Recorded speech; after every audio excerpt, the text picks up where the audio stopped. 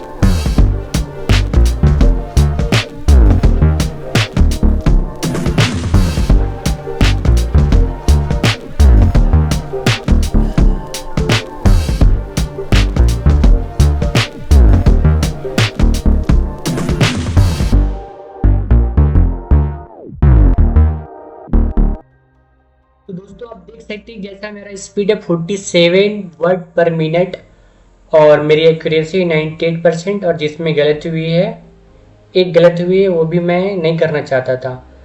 तो इस तरह से मैं आगे वीडियो आपको सिखाने वाला हूँ कि कैसे आप कृति देव में मास्टर बन सकते हैं। मैं उतना अच्छा अभी भी नहीं हूँ, क्योंकि मैं चाहता हूँ खुद कि कम से कम इससे मैं 50 से 60 के बीच में करूँ। वैसे कभी कभी हो जाता है, लेकिन एग्जामिनेशन में मैक्सिमम 30 तक हिंदी में चाहिए होती है, और एक्यूरेसी चाहिए होती है आपका लगभग 98%। तो वो हम लोग करके दिखाएंगे।